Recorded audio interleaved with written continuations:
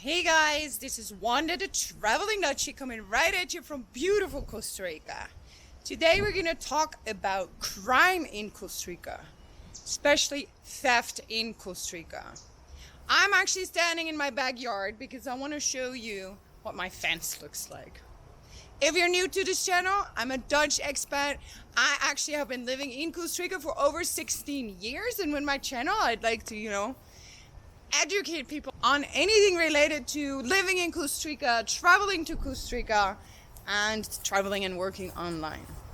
But let's get straight into it. So, in my experience with crime in Costa Rica, I want to point out, first of all, I feel very safe here. Obviously, I wouldn't have been living here for 16 years. However, I think the biggest problem here in Costa Rica when it comes to crime, oh no, let me rephrase that. For me personally, luckily, the only encounter I had with crime-related things in Costa Rica was theft. So when I first came to Costa Rica, I was so shocked to see the houses with all the bars in front of the windows, the big fences and walls. And if you can see my wall behind me, let me see if you can see it. You see that fence on top, the barbed wire? To me, that was crazy. Absolutely crazy. When I first got here, I was like, what's going on? I'll show you some pictures so you can see. Look, it's like you live in a prison almost, right? Eventually you get used to the bars. But yeah, it's sadly very necessary. And I'll share some of my experiences. But you know what? While I do that, let me go outside so you can see the wall from the other side of my house because it's so ugly. Alright, so here we are outside my house and you see it's like a prison wall. Isn't it crazy? But yeah, like I said, sadly, it's necessary here. Let's go for a walk. So, my experiences with theft here in my previous house. So, I just actually moved to this house. Together with Bernardo, we moved in November 1st. And we love it. But in my previous house, we had a break-in. I was home alone, and in the middle of the night, we had people break in. They went over the fence. They found, like, there was barbed wire, but not like the little knives that you just saw. And they managed to get over the fence, and then they went into our guard, and there was a, what's it called? Like a shed where you keep your tools. They broke into that, and they stole all our tools. Now, I'm super grateful that they didn't break into the house. The house actually had an alarm system, so what happened was, my dog started barking in a way that I knew something was up. So then I went out on the patio and I saw them and I yelled something really stupid at them. ¿Qué están haciendo? But then I made the alarm go off, and then the police was there in 15 minutes with Buenos dias. And the police came, and then, oh God, it was so dramatic because they came with drawn pistols and they pushed me to the wall to push me to safety, and they were, scattering the whole yard, seeing if anybody was still there. Of course not.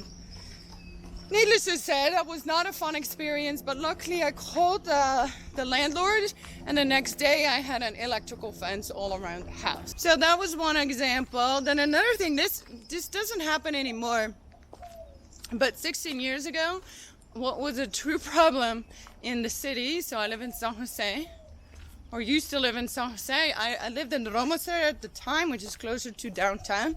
But what would happen is people would steal the covers of the manholes to melt them and, sell them for the iron. So not only did this cost a lot of money for San Jose because they needed to replace between 20 or 30 covers a month. Of course, it was extremely dangerous. Imagine driving into one. I actually have a friend that fell into one that got really, really hurt. But like a lot of motorcycles would drive straight into them, and yeah, they sued the company. So luckily they learned, and they the covers are now made from different material. Other examples that I've learned is I had a friend, she was she was exercising, she was running, and she was listening to music on her then, oh God, I don't even remember what device it was, but either way, and this was also in Romeser, and she got mugged. She got a knife put on her torso, and obviously she gave everything up. But yeah, it's sad, and this is in a normal neighborhood. Like, it wasn't like she was down in Barrio Mexico or any of these scary neighborhoods. Then other examples, actually, I'm gonna turn around. Oh, we got a friend here. Hi, darling, you wanna say hi? No, I don't even know you. Vamos. Other things, I had my car broken into. Back in the day, I had a Toyota, and they stole the sign of the Toyota from my car. That actually happens a lot to my friends as well. I have friends that they got their house broken into. Luckily, nothing really bad happened. But, well, actually, you know what? One time something really bad did happen, because one of my friends had 2 dogs in the yard, which the people that broke in knew. So they had thrown poison over the fence first, then broke in, and obviously it killed the dogs. Oh my God, can you imagine? So then my friends, obviously they wanted to move out of that house. They were absolutely devastated. Other samples that I have experienced is this one time I was at a resort in Guanacaste where I stayed, and I was leaving the parking lot, and I saw a line of people waiting in front of a bus, and I was like, what's going on? And out of curiosity, I waited to see what's happening here. And what was happening is that they were all waiting in line. They were the staff at the resort, and they were all waiting in line to show what was inside their bag before they got into the bus, to see if they didn't steal anything. And I remember being shocked, and I remember thinking like, oh, way to treat your staff.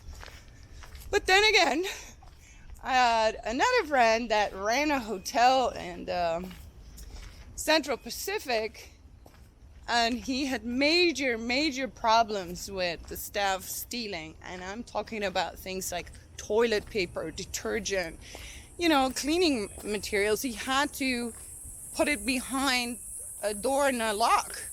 And one time he actually had a person that stole from the cash register, and he caught him single-handed, and his reaction was like, well, what's the problem? You're rich, it's not fair. Like, he felt like he was entitled to take it.